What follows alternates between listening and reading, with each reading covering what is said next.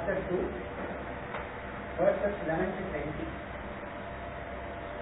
Shri Bhagavanuvacha Ashocyanandashocastvam Prajnavadamsya bhashase Gadasumnagadasumscha Nanushosanti panditaha Naste vaham jatunasam Natvam me janadikaha Nataiva na bhavishyamaha Sarve vayamatakvaram Dehinosmin yata dehe Kaumaram yauvanam jara Tata dehansara prapihi Dhirastatra namuhyati Matra sparshastu kaunteya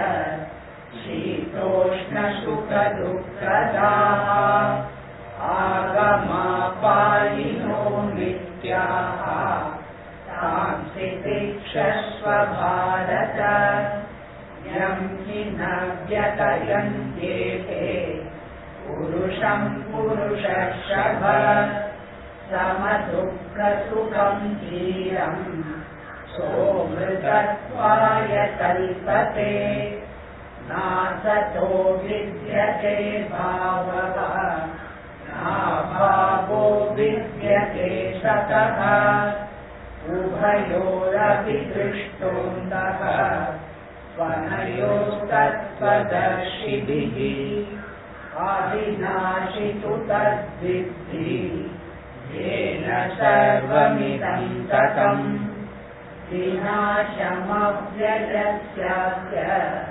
Nakaschit kartumarhati Antavantaime dehaha Nityasyoka sharirinaha Anashino prameyasya Tasmadyudhyasva bharata Yayenam veti hantaram Yashchainam manyate hatam Ubhau tau navijanitaha Nayam hanti nahanyate Najayate mriyate vakadachin Nayam bhutva bhavita vana bhuyaha Ajo nitya shashvato yam puranaha Nahanyate hanyamane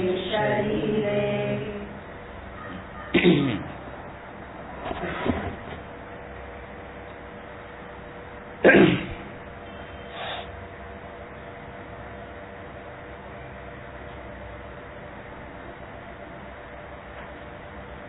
Those who know the truth, the seers of truth,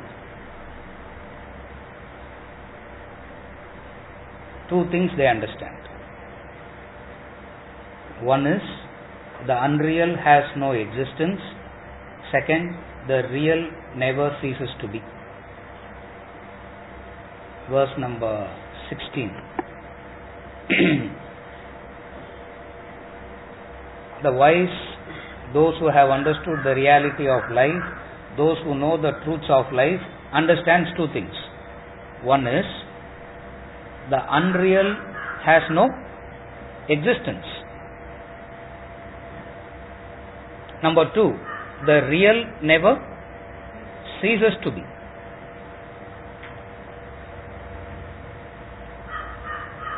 The entire philosophy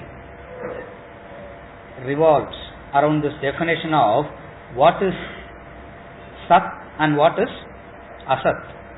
What is real, what is unreal. The entire life, the entire philosophy revolves around these two words. These two, not these two words, these two concepts. What is Sat, what is Asat. What is real, what is unreal. That which you see is real. That which you don't see is unreal. Definitions are very clear, sir. Why are you complicating? And New Year Aduma, instead of even saying happy New Year, let's have a happy, prosperous year. Sat and Asat. No, why are we discussing? What is the truth? What is the untruth? What is real? What is unreal? That which is perceived through the equipments are real. When I say that which is perceived through the equipments, that which is perceived by the body is real. That which you experience through the mind, the various emotions are real. That which you experience as concepts through the intellect is real. Anything that is not perceivable by the body, the mind, the intellect is unreal. And God cannot be contacted by body, mind and intellect. Therefore, what is real? What is real? The world is real, God is unreal. That is the ignorant way of seeing.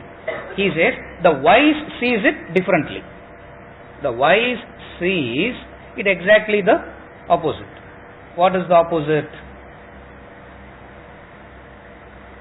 Whatever he says as Sat and Asat. The ignorant way of living is you are dependent on your equipments to give reality to anything. That which you see, hear, smell, taste, touch becomes real. That which you feel becomes real. That which you can conceive of as an idea becomes real. Yeah. See, that which you can conceive of as an idea means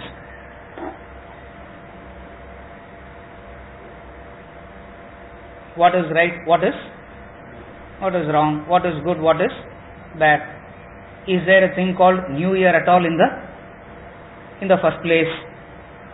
All these things are concepts.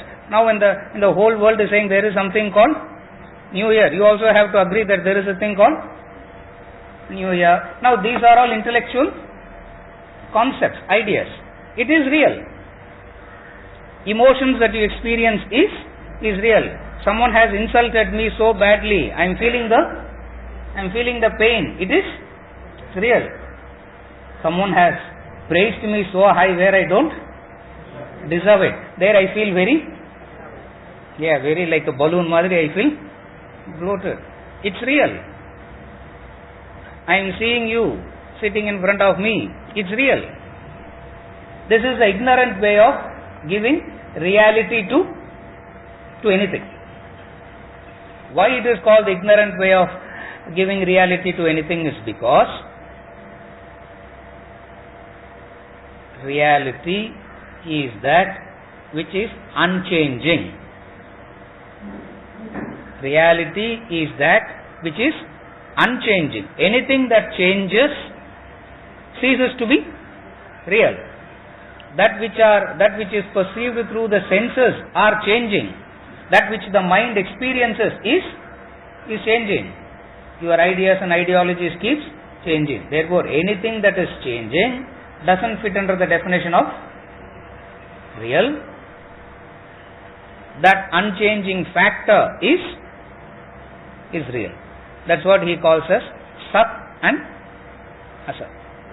The definition of reality, we have heard it any number of times, and it's worth hearing it again a million times.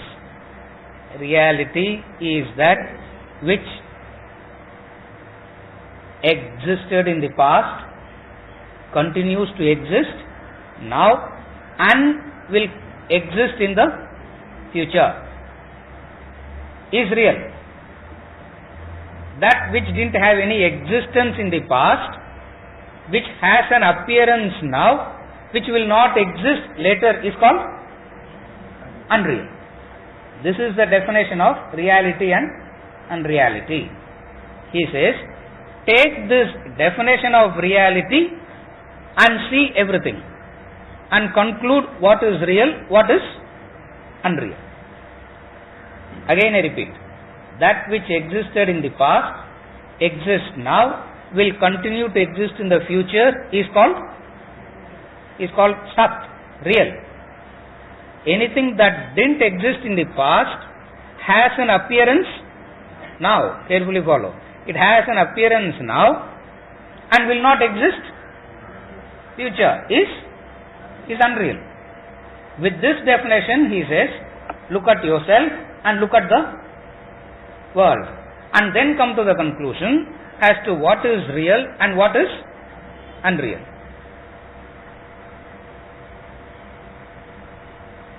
Existed in the past, present, future, we will see later. The appearances today are so disturbing. What do we do for that? The appearances today is so painful, is so much causing disturbance. What do I do for that? Give a solution. Give a solution for that. We don't want this definition of Sat and Asat, for which he says, the wise sees it like that. The wise will be interested in this. It means what? If you are not interested in this, you are unwise. If you are unwise, become wise. Very simple. If you are unwise, become wise. That which has an appearance of reality is called Mithya. It's called Mithya. You see it, even before you can understand what it is, it changes. It has a form, it has an appearance, even before you can understand actually what it is, it changes. If it is according to you, if it is not changing, no sir, I am seeing you exactly the same, you are not seeing, or you are seeing it wrongly. Because if you develop the capacity to see things correctly, what do you see? A constant changing phenomena. In this constant changing phenomena, what is it that you call as real? What is it that you call as unreal? What are the changing phenomena? Your birth is changing, your existence is changing, your death is also changing. Birth is not permanent, death is not permanent, it keeps changing inside of you. Outside of you also it is changing. That which you call as yours becomes, that which you call as yours turns into someone else's outside. Arjuna, you were the king once, and then you became a slave. Again you are fighting to become the king. Again you will become a slave. In this continuous flux of change, is kingship real or slavery real? Are you able to follow? That's what Krishna is asking Arjuna. He is not. If we were there, he will not even. Maybe he will not even talk to us. God only knows. He is asking. At one point of time, they were the kings. At least that much you know the story, no? At least that much story you should know. They were the kings, and Duryodhana took away their kingdom, and they become a slave. They enjoyed the pleasures of kingdom. They suffered as a slave. If kingship is real, carefully follow the logic. New Year logic stories will go. If kingship were real, it can never be taken away from you. If it can be taken away from you, then it means it's not real. If something is yours truly, if something is yours originally, it can never be taken away from you. If it can be taken away from you, it means It means it's not yours. That's all. Everything can be taken away. If everything can be taken away, all that you claim as yours now is only an appearance, and that appearance is what is called as mithya. Mithya means you see it before you can say what it is. The form changes. That is the definition of illusion. That's the definition of mithya.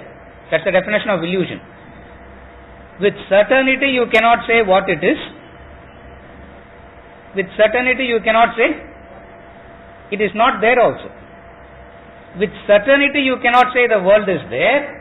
With certainty you cannot say world is not there also. Then what is this called?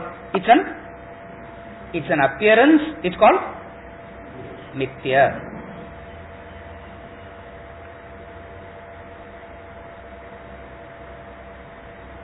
It's maya. It's mithya. And Arjuna, he says, is caught up in this.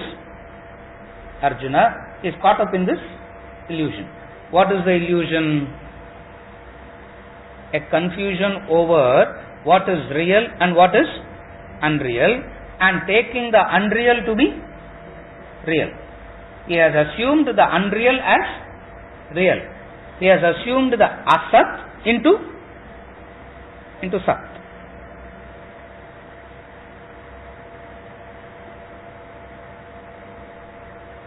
It never existed but has an appearance. Where did the appearance come from? If it didn't exist in the past, where did the appearance come from? God only knows where it came from. If it is not there in the past, from where it can come? If there is no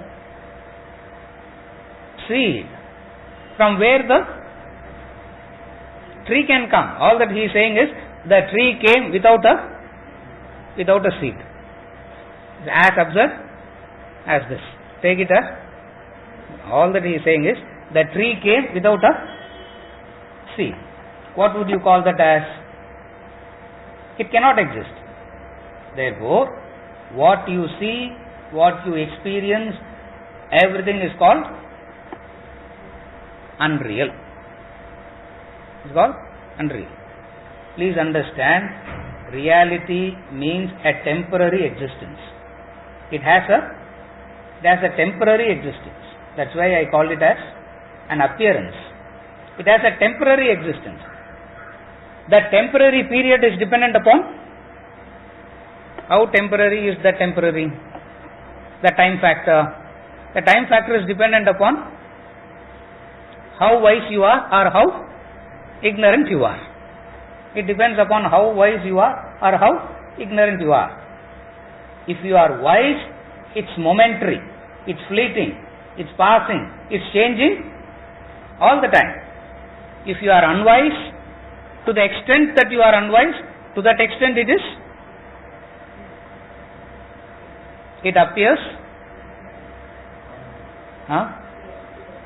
appears permanent. So the entire philosophy revolves around these two words. How would you define what is real? How would you define what is unreal? Always take this as a yardstick. How would you define something as real? How would you define something as unreal? When can you say something as yours? When can you say it is not? It's not yours. There has to be some yardstick.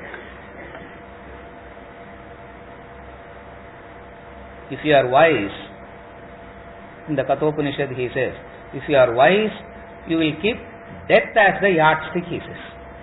To call something as yours, to say whether it is yours or not yours, there has to be some yardstick you need.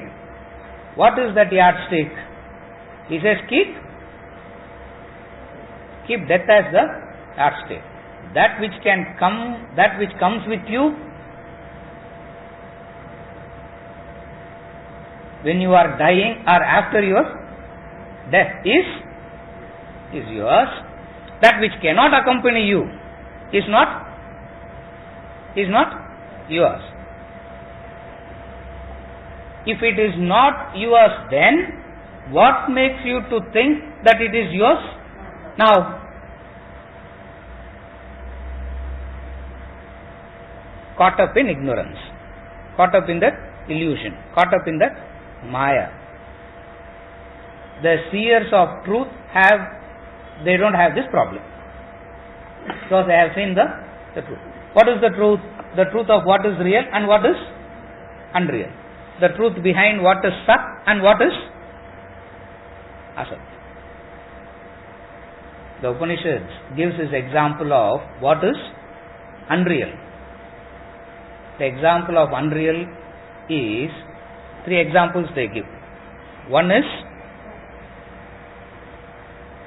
the horns of a man. That is unreal. Man never had, except graphics, isn't it? In movies, graphics only the horns come out and it goes. In reality, man never has horns. Sky flower. There cannot be a flower in the sunflower. Sky flower. How can there be a flower in the sky? It is unreal.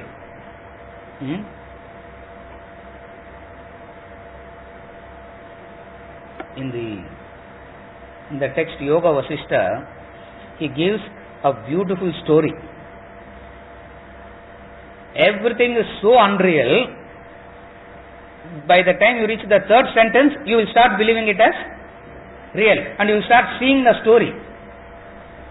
He gives a beautiful story in the book called Yoga Vasishtha. It's called the story of 3 unborn children. It's not the story of children. The story of 3 unborn children. Unborn children, then why give a story? In the city that never existed, there was a king and a queen. What will you hear? What will you hear? You will hear city, king, queen. What you will not hear? Never existed. Yeah. I'm not going into the entire story. In a city that never existed, there was a king and a queen, and they had 3 children. 2 never entered the womb. 1 has no body. It means there is no. But then what would you hear? The city, the king, the queen, the 3 children. They went to bathe in the river that never existed. You will think they are swimming in the river. And Vasishtha says, this story goes unending, Rama. This story goes unending, because you see that which is not there. The story of 3 unborn children. Whenever Swati gets very bored, she will come to me and say, upon the unborn children story, Soli Tiripi. I keep telling her the story, and every time she asks the story, this is the story.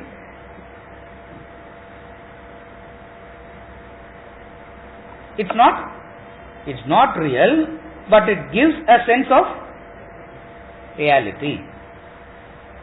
From where does the reality come? What brings reality to it? What brings reality to anything? Unintelligent mental association. Anything that you associate mentally, within brackets, unintelligent. If you are intelligent, you will not mentally associate. If you are unwise, you will associate mentally. So it is the mental association that gives reality to anything. Some remark someone passed 15 years back, 20 years back, you can still keep it in your mind and get affected. Even today. Yeah. Even today you can get affected.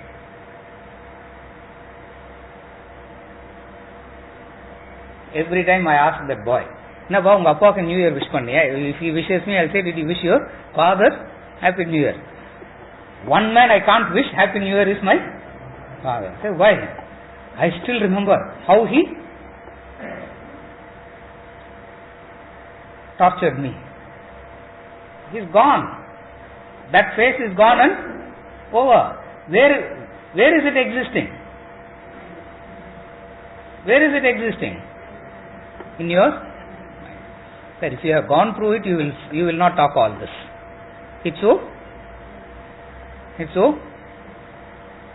so real. Reality comes through mental association. Not just mental association, unintelligent mental association. Why it is called unintelligent is because that which is not yours, that which is not having any existence, you bind yourself to it. And that binding makes it real. A human being had a fracture. Does it make any difference to you? A human being fell and broke the arms and legs. Does it make any difference? What will you say? Oh, sorry to hear it. But life like that happens. Oh, sorry, I forgot to mention who that person is. That boy is your child. Immediately what happens? Correct. Yeah. Oh my God, foolish you should have told this first. No. I have no time to attend to the class. I need to go and attend to the... You understand? The association turns it...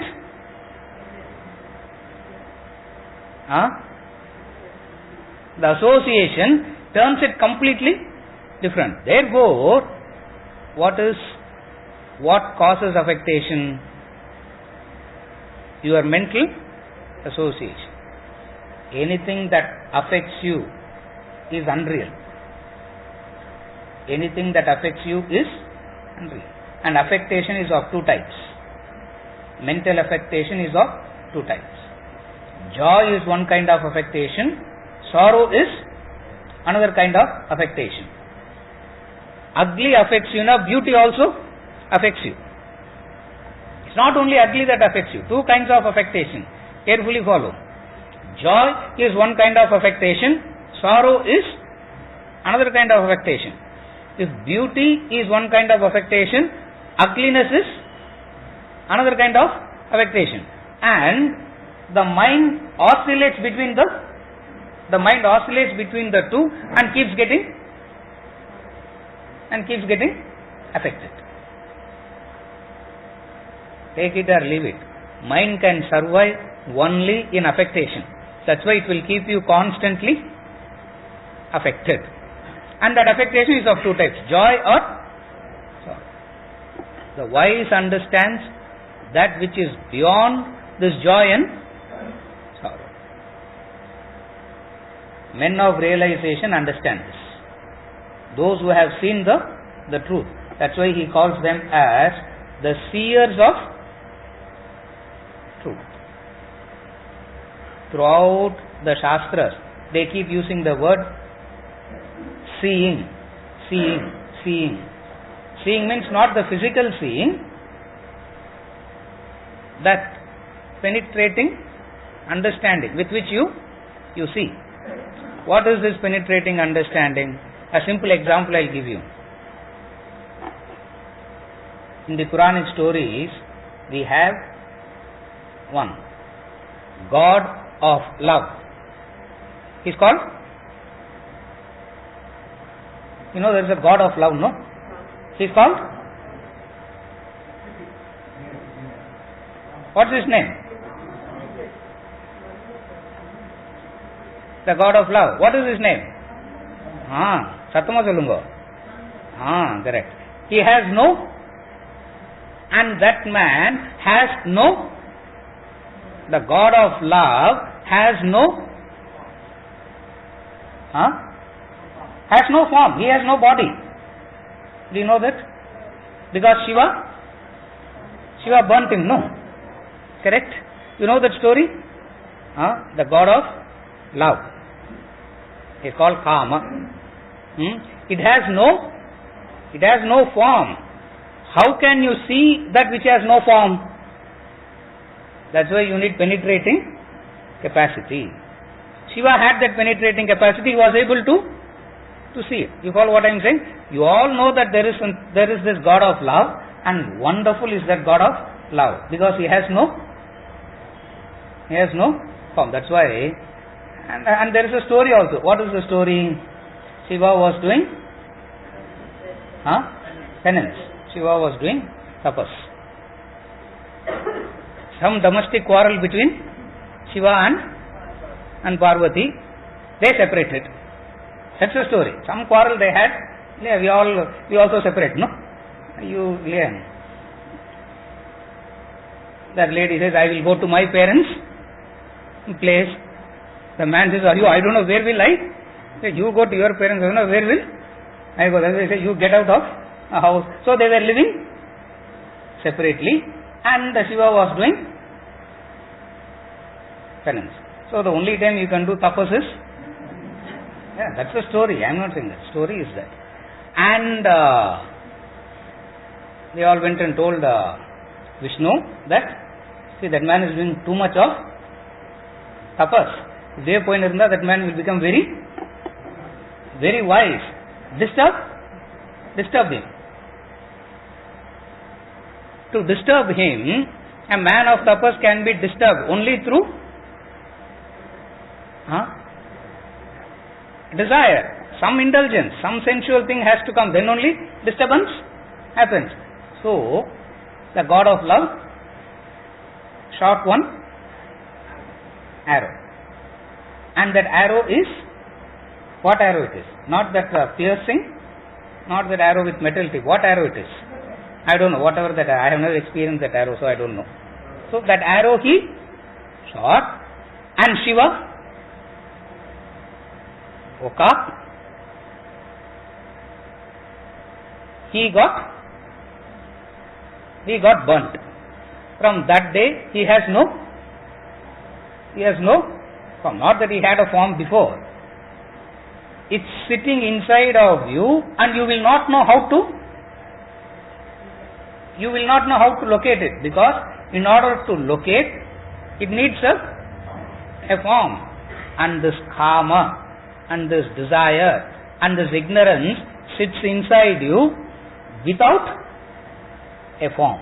Or you need penetrating capacity to see its form. Understand it like that. To the ordinary eyes it has no form, but you need penetrating capacity to see that eye. Those who have developed this penetrating capacity, that's why they are called the seers of truth. They also see. We also see. They also see. What do we see? Something we see. And they also see. Now the fight is, whose seeing is correct? Out of humility, we agree that what they are seeing is correct from 7:30 to 8:45. Yeah, from 7:30 to 8:45 we agree that what they are seeing is correct. From 8:45 till next week, if at all we come back, what we are seeing is correct.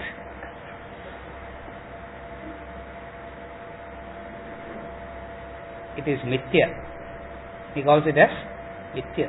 He calls it as maya and an illusion. And a human, and Arjuna is caught up in this, just as every one of us is caught up in this illusion. He is also caught up. What is the proof that you are caught up in that illusion? You are grief stricken. That's all. You are crying. You are worrying. You are disturbed. That is the proof that you are caught up in this. Any time you are crying, you are worrying, means you You are caught up. Caught up in what? Caught up in this illusion. And Arjuna is also caught up. What is that in which he is caught up? How can we kill? How can we kill our own people? Killing others is okay for kingdom. But killing your own people is? Stealing from neighbor is okay. But stealing from your own? That's what he is saying. Killing others is okay, Krishna. I have done it. Suddenly you ask me to kill my own people. That is he's got up. And that wrong understanding has created this. What? Despondency. What is the despondency? Suffering in grief. Suffering with anxiety. Suffering in grief. Suffering in anxiety. And a human being is constantly disturbed by this anxiety. What is that anxiety? Anxiety of what will happen to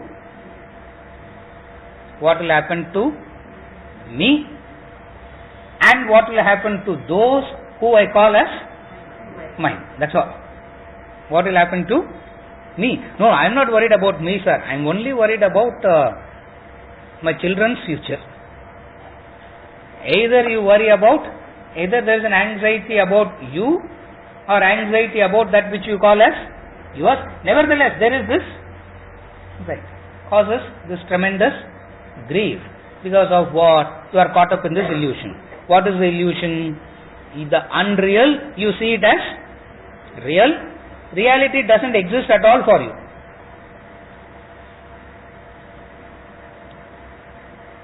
Just as, if you don't understand all this philosophy, people ask this question, no? Is there God, sir? The question should be, is there a world is the right question to ask. But everyone asks this question. What is the question? Is there God? Is there God? Now what has happened? What has happened? The unreal has become real, and the real has become unreal. Krishna says exactly the opposite must happen. What? The wise question to ask is there a world? And we ask the question, is there God? That's all he said. The real and unreal. The seers of truth. Seers of truth to understand. God of love. Penetratingly, if you can see, it gets burnt away. Shiva, with all his tapas, saw it so penetratively. What happened? The Kama got destroyed. And he has to use the special eye to destroy him, no? The third eye, the eye of wisdom, what is known as Jnana Chakshu. So, two kinds of vision. One is the vision through the organ's eyes. Another is the eye of wisdom, Jnana Chakshu. Those who have this Jnana Chakshu, that's why he says, seers of truth. You are also seeing, they are also seeing. But there is a difference between what you see and what they see. What you see gives you sorrow, suffering. What they see gives them bliss. That's the only difference. You also see, they also see. What you see gives you sorrow and suffering. What they see gives them bliss. Now you have the choice to see suffering or bliss.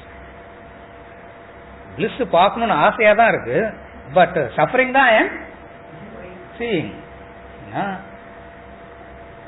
You don't want to pay the price.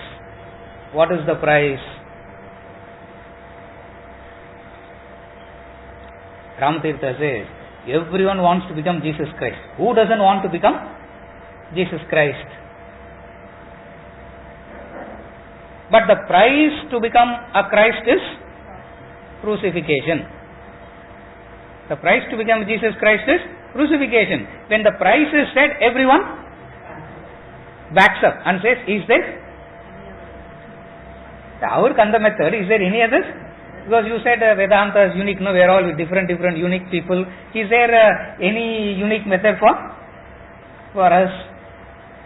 There is only one way. See it clearly. Just see it so clearly that the reality reveals itself. It's self-revealing. It reveals itself so clearly. What reveals itself so clearly? Step number 1. What you see as unchanging, you will understand it as changing. What you see as unchanging world, you understand it as changing.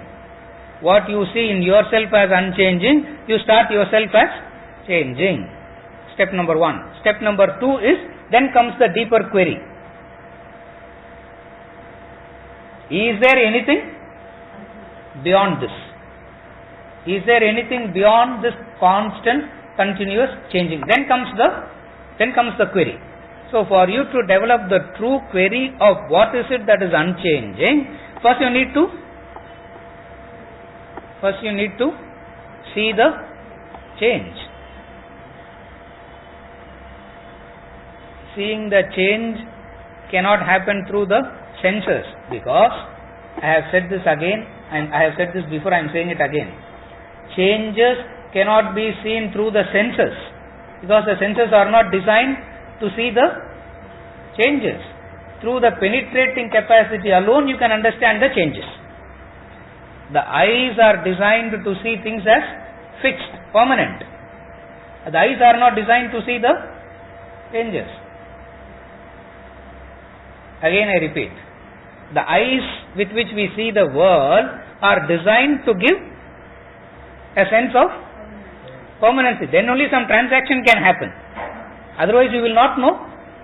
Every time the man enters, you have to ask the question, who are you now? Because what I saw you yesterday is not, now who are you? So at the transactional level, it doesn't give you it will not allow you to notice the change. It is this penetrating capacity that can help you to understand the change. It is that exploratory nature. It is this penetrating capacity. The senses are not designed to notice the change. Therefore, don't rely on the senses. Rely on the knowledge.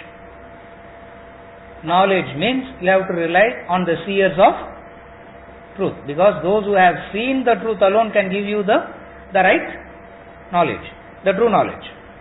And what do they say? Two things, Arjuna. Sat and Asat. Sat means existence. Asat means non-existence. Liberally we call it as real and unreal. Meaning is the same. Sat means existence, Asat means non-existence. Liberally we call it as real and unreal. The wise understands this difference, Arjuna. Verse number 17. Avinashitu tadviddhi yena sarvamidam tatam vinashamavyayasyasya nakaschit kartumadhati. Avinashitu tadviddhi yena sarvamidam tatam vinashamavyayasyasya nakaschit kartumadhati. Know indeed that to be indestructible, by which all this is pervaded, none can cause the destruction of this imperishable.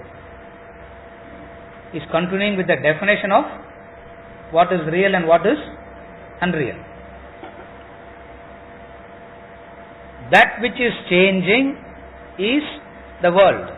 That which is changing is the body, the mind and intellect.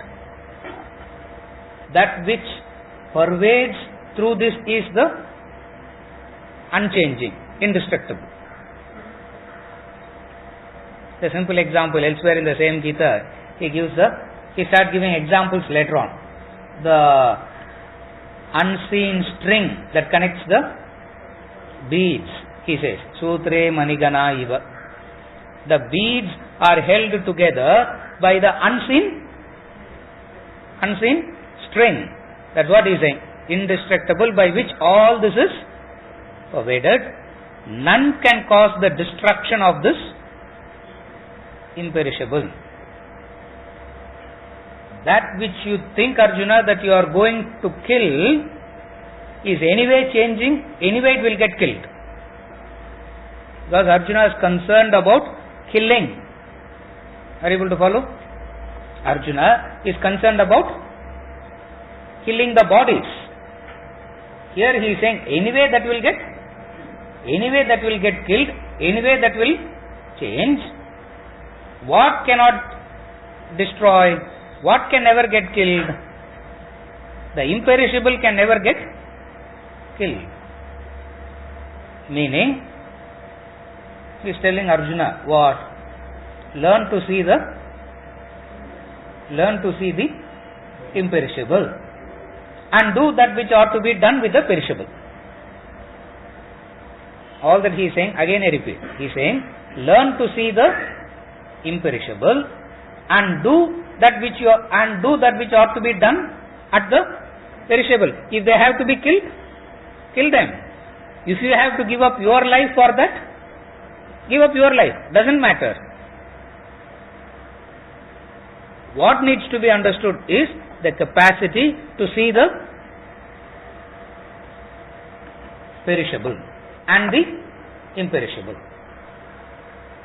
Arjuna is worried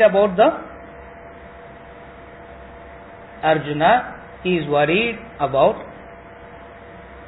make a mental note within quotes, destroying the perishable. Arjuna is so concerned, Arjuna is so worried about destroying the perishable. We are all so concerned, so worried about saving the perishable.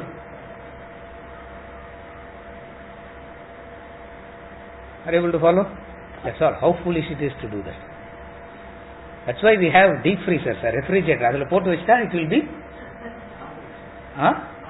not available. It will stay for a very long time. Foolish is to save the foolish is to make an effort to save the perishable. And when you are making the effort to save the perishable, what are you not doing? You are disregarding the imperishable. Therefore, all your efforts are bound to become futile. All your efforts are turned to become futile. All your efforts are bound to turn futile is because you are trying to save the perishable. Arjuna is so concerned about destroying the perishable. The very word perishable means, Arjuna, whether you like it or not, want it or not, it will get perished. It will get destroyed. What are you running behind? What are you running behind? What are you getting affected by? Illusion.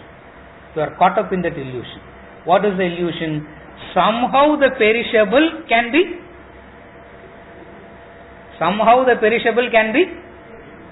saved. Somehow the perishable can be protected. Somehow the perishable can be turned into imperishable. Clearly understand the distinction, Arjuna. Perishable will get perished imperishable, nothing can happen. That's all he said. So poetically he is saying, know indeed that to be indestructible, by which all this is pervaded, none can cause the destruction of this imperishable. Meaning, in the ordinary sense of the term, understand it like this. It's poetry. Understand it in the ordinary sense. What is the ordinary sense? You are trying to save the perishable. What is perishable? Everything is perishable. You are perishable. The world around you is perishable. What are you trying to save? What are you trying to protect?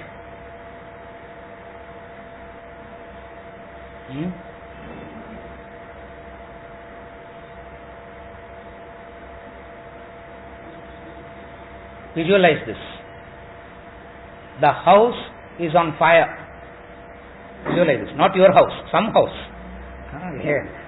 The house is on fire. It's burning. Fire, no, not just one candlelight madri. The house is on fire. And the house is on fire. What can you save?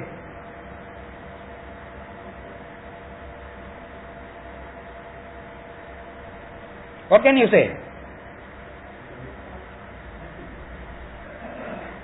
You can only run away first. You can only run away. As you are running away, what can you carry you? What can you take with you?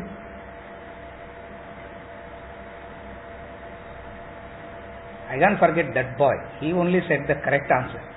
Sir, tumbler no, sir. I said very correct. Because the house is on fire. All the valuables are... Where are the valuables? It's not lying everywhere. The valuables are all locked and safe. It's burnt already. What is lying around you? What is lying around you? Useless? That which you save is the most useless. That which gets burnt away is the useful. Correct. So foolish is this. So foolish is this attempt to save the perishable. Because perishable gets perished. The futile is to save that which is perishable. Unwise is to ignore the imperishable. We think we are smart. Is there a way by which both can be had together? Is there a way by which both can be had together? That should be the right way, no? You can't serve two masters at the same time, he says. Either you serve God or you serve Satan. You can't serve two masters at the same time.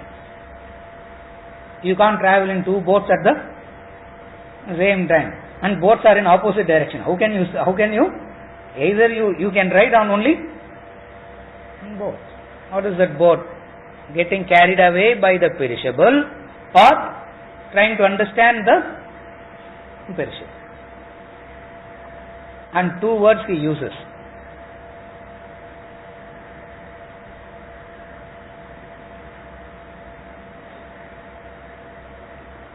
Tat, that, and idam, this. The language of philosophy is they are not straightforward at all. They are not straightforward. They don't say directly that. Why do you have to say that this say straight away? No, indeed that to be indestructible, this, that means Brahman, God, this means the world, the perishable. That implies distance, this implies nearness. That which is near is this, that which is far away is that. in today's condition, what is far away? God is far away. So he says, know that to be indestructible. And this is, because to that person to say this is God is so futile, so useless, because all the time you are trying to save that which is perishable. None can cause the destruction of this imperishable.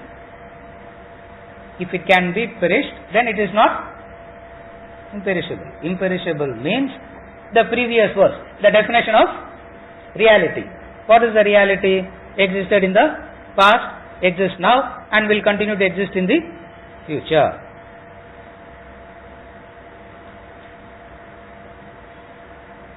Imperishable, indestructible is that which is hidden. Is that which is hidden. You need penetrating capacity to see that, because it's hidden. That's why it's called penetrating capacity. You look at the seed, you understand the tree. That's penetrating capacity. Look at your today, you can understand your tomorrow. That's penetrating capacity. Look at your present, you can understand your future. That's penetrating capacity. To see the invisible in the visible is penetrating capacity. To see the invisible in the visible. What is visible? The body, the mind and intellect is visible, the world is visible. What is invisible? Brahman, God is invisible. You need penetrating capacity to see the invisible in the visible. That and this. That means Brahman, this means the world. Brahman means God. Brahman, the Sanskrit term, the Vedantic way of defining God is Brahman. The layman way of defining it is God. The world is pervaded by reality. The world is pervaded by reality, and you have a choice to see the real or the unreal. And you can't see both. If you see the unreal, the real ceases to exist.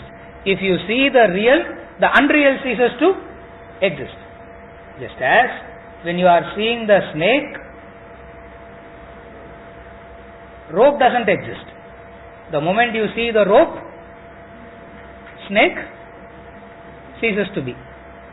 You can never see half rope and half snake. Neither can you see rope and snake together. If you are seeing rope and snake together, what are you actually seeing? The snake only. Rope is your imagination. Are you able to follow? 95% I have understood it as rope, sir. Only the tail I need to analyze and understand as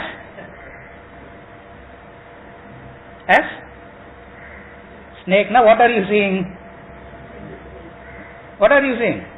You are only seeing the full snake. 95% what you call as rope is your imagination. A person started believing that he has turned into a earthworm. He started believing that he has turned into an earthworm. You understand, people can believe all sorts of things about themselves, no? I can think I am very beautiful, or I can think I am wise. Similarly, that man started thinking that he has turned into an earthworm. Everyone tried to tell him that you are not an earthworm, didn't work. And finally they took him to a psychiatrist. He said, 6 months, I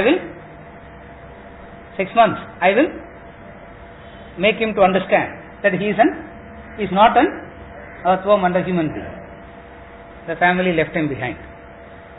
Every day the lessons start. there is a mirror and then the picture of a earthworm. He showed the mirror and then he asked, what do you see? This is what I see. This is an earthworm. See the earthworm and see this. Everyday lessons went on. Are you able to understand? Lessons went on every day.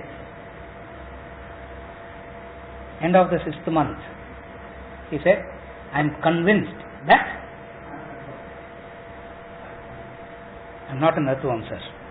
I am convinced. Because the lessons were too boring. That's why he said, I am convinced that I am not an earthworm, I am the human being. So, the family was called and they said, this man is alright, take him back. So each and every family member took that person in for a private conversation to check whether he is an earthworm or not. Everyone got so convinced. We took him to Vedanta class also, sir. Angallam kuda it didn't work.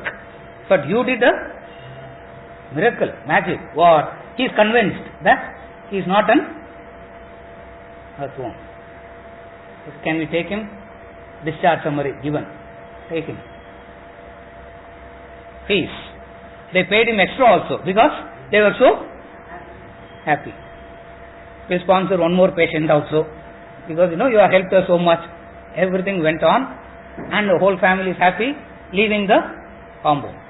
As he is leaving the compound, man said, go back. I forgot to ask one question to the doctor. Family is so convinced now because he is asking questions now. Yeah, that's why people come on. Sir, unga class la questions la kepangala. I said, what? If they ask question means it's something extraordinary or what? Because you think questioning means extraordinary. No. And this man also asked. I have only one question to ask. Now they are convinced. This man has become alright now. He went. Like I said, now what is the question? Just as you told me that I am not the earthworm, you told the chicken also, no? He said, you taught me for 6 months. Do you teach the chicken also that I am not an earthworm? Means what? Huh? Doctor said, come inside. Another 6 months of salary for him now. This man will never change. You can't see both. Either you see the real or you see the unreal. Know that to be indestructible, he says. You can't see half snake, half rope. I see the world, but every now and then I experience some divine also, sir. Now what are you actually experiencing? World and the divinity that you experienced is your hallucination. It's an illusion because you see the rope, snake ceases to exist. You see the imperishable, the perishable doesn't interest you anymore. If the perishable is interesting you, means we have not seen the imperishable. Arjuna, don't foolishly try to save the, don't foolishly worry about the perishable. Don't foolishly try to save the perishable, because whether you like it or not, whether you want it or not, it will get perished. It will get destroyed. Therefore, what should you do?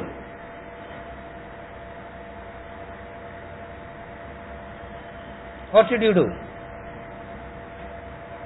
Shift the focus from the perishable to the imperishable. That's all we are attempting here. To shift the focus from the perishable to the imperishable. How much ever you attend to the perishable, it remains the agony will remain the same. The pain will remain the same. the suffering will remain the same. Wise you are, shift from the perishable to the imperishable, from the world to the self, to God. Verse number 18. Vanta ime dehaha nityasyoktha sharirinaha anashino prameyasya tasmadyuddhasva bharata vanta ime dehaha nityasyoktha sharirinaha anashino prameyasya tasmadyuddhasva bharata. These bodies of the embodied, which is eternal, indestructible, immeasurable, are said to have an end. Therefore, fight, O Bharata. For all practical purposes, Krishna has concluded Gita here. I have told you what the truth is. Get up and do what you ought to do. No way Arjuna could understand. Thank God Arjuna didn't understand. If he had understood now, another 5 verses of another Upanishad it should have become. Thank God he didn't understand. We have 700. Therefore, fight Arjuna. Meaning what? Do that which you ought to do. Therefore, fight means do that which you ought to do.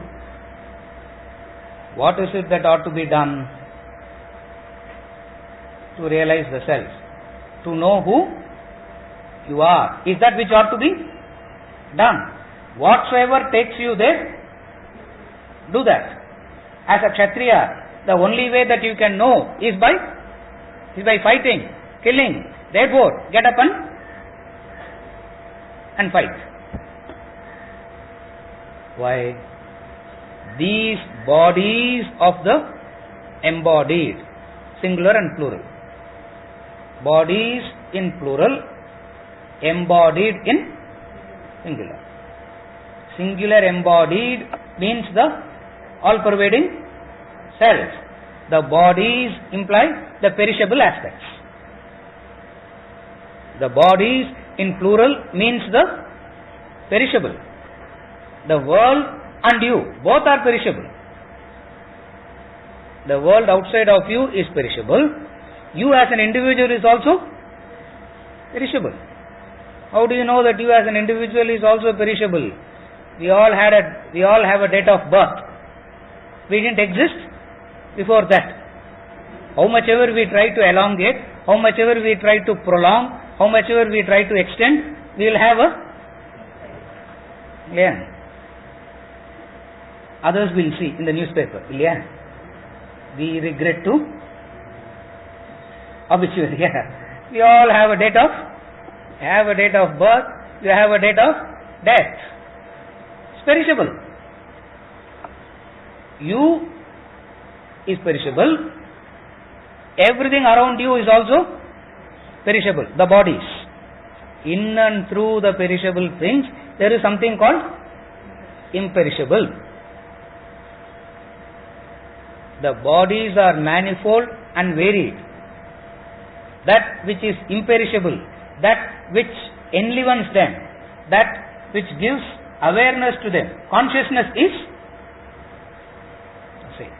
and that consciousness is imperishable, and that consciousness is indestructible, and that consciousness is immeasurable. That's why he uses 3 words: eternal, indestructible, immeasurable. What is it? Brahman, consciousness, God. But the bodies are perishable. Previous verse he said, shift the focus. Having the focus shifted, what you ought to do? What should you do now? Do that which you ought to do. As a Kshatriya, what is it that you ought to do? Fight. That's why he goes on saying, each and every discourse, he keeps saying the same thing. If you are a plumber, do plumbing. If you are a carpenter, do carpentry. If you are an electrician, do electrical work. If you are a philosopher, sit and bore others, doesn't matter. But do that which you ought to do. Because in this doing that which you ought to do lies your salvation. In this doing is the only way to know the imperishable. Do that which you ought to do. What is it that you ought to do as a Kshatriya? Fighting. Therefore he concludes by saying, therefore Arjuna, fight. Direct instruction he is giving him. If he is wise, what he would have done? There is a direct instruction. The teacher, the Narayana, the God himself is telling him directly what he should do. Get up and fight. He still not convinced. He still doesn't move. But what you are saying seems to be correct, but not convincing. சொல்றதெல்லாம் கரெக்டா தான் இருக்குது, ஆனா convincing இல்ல. Now he starts from the next verse. Then he will start quoting the next portion, the second half of this topic. He will start quoting verses from Kathopanishad also. But for all practical purposes, as the teacher, he gives the direct advice. What is the direct advice? Fight.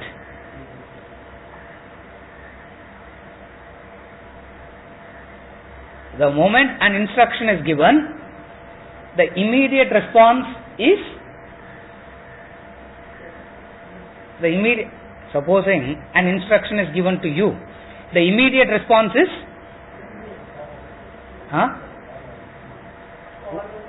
what would you do? Ideally you should follow, but you will not do that. What will you do? But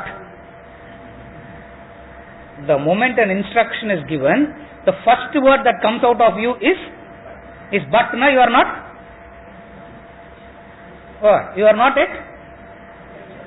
You are not yet ready. You need to get bored by some more lectures. You need to get bored by some more discourses. You need to sit and listen to. If you are wise, one instruction is enough. Get up and that's the Upanishadic student. How many, we carefully follow. In this Gita, how many times he will conclude? For Arjuna it's not a but. Krishna, every time a thing comes, he comes in with a but. Finally, out of exhaustion, Arjuna says, 18th chapter, not that he has actually understood. Seems like this man cannot get. See, you try to convince. At some point of time when you know the other is not at all going to get convinced, what do? You give up. Yeah, correct. You give up. Correct, you are right, and the conversation comes to an end. In the 18th chapter, Arjuna uses this technique to bring the conversation to an end. I have understood Krishna. After that, Krishna cannot speak. No. Supposing after I say Om Sana Vavatu, prayer lam solli mudichonne, Venkat finishes his chanting also, and then in chorus, if all of you says, sir, what all you are going to say, we know it na. After that, what can be said? Yes, you know it na. You can't say anything, isn't it? Arjuna is not yet ready. Therefore, but he keeps on suggesting, he keeps on guiding. He doesn't stop. The first conclusion in verse number 18. Therefore, fight. And I made a list also. How many times Krishna has concluded? So, Evola Samsara, don't ask me now. How many times he has to say, therefore do this, therefore do this. And the man doesn't listen. Why? That penetrating capacity is not yet developed. Lack of manana, lack of reflection, lack of manana. That's why we keep on harping on this manana. We keep on harping on this reflection. Do this manana, do this reflection. So you develop this penetrating capacity. What is the penetrating capacity? To see the invisible in the visible. Once you develop that, a selflessness, doing that which ought to be done. No prefix, no suffix, he says. No prefix, no suffix. Doing that which ought to be done and keep moving. What a blissful life it is after that. This life is what they call as moksha, liberation. This life is what is known as moksha, liberation. Arjuna, get liberated first. Instead of wasting your time in saving the perishable, get liberated first, and then if you think it is worth saving, say, first what you should do, get liberated. Get liberated from the mind. Get liberated from the unintelligent mental association. Because bondage comes through unintelligent mental association. Get liberated. What is the liberation? An understanding. What is that understanding? These bodies of the embodied are set to have an end. Therefore, fight. Carefully follow the word. He doesn't say kill. He says fight. In that fight anything can happen. You can get killed or they can kill. That we don't know. But what you ought to do? You have to fight. Meaning, you have to act. What comes out of it? We don't know. We can never know. But all that you need to do is what? Krishna doesn't say kill. He only says fight. Fight. Fight. Means do that which you to do. But I am doing that which I ought to do, sir. But if I don't get the admission, what will I do? How do we know whether you will get admission or not? You can only do that which you ought to do. It might come, it might not. For a wise one, that doesn't stop. That doesn't demotivate him. He does that which he ought